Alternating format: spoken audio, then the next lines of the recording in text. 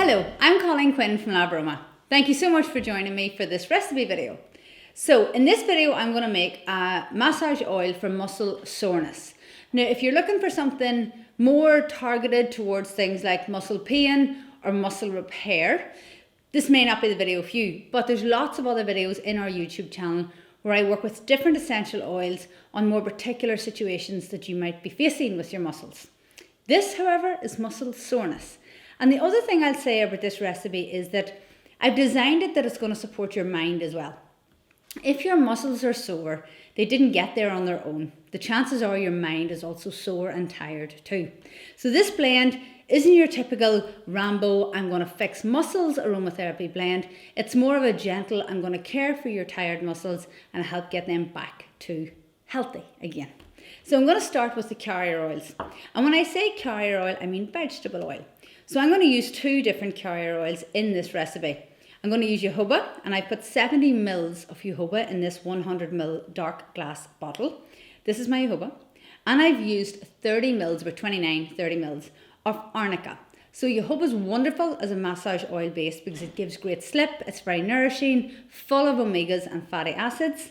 And then Arnica is brilliant for muscle repair or muscle damage. Okay, I'm sure you've heard of Arnica before for the muscles. It's a bit like magnesium. It's just your go-to material for muscle pain. So I've got 70 mils of jojoba, about 30 of Arnica. And I'm going to add some essential oils. Now, I'm not going to add a lot of essential oils because these carriers are therapeutic on their own. The essential oils enhance that. I'm going to start with rosemary, and I'm going to add 4 drops of rosemary. The rosemary as an herb is brilliant for supporting our muscles, especially when they're sore and tired. If you don't have it, suitable substitutions are things like marjoram, spike lavender, or black pepper. Now, the next thing I'm going to use is myrrh and helichrysum. Now, myrrh is one of those oils, it's a resin. So the first thing I'll warn you is that it'll pour very slowly. You might want to use a peptide for it, but if you're patient, it'll come. So we're going to use 2 drops of myrrh, and it smells beautiful. Now, the reason I'm using myrrh here, it's not a typical essential oil for muscle pain or muscular skeletal scenarios.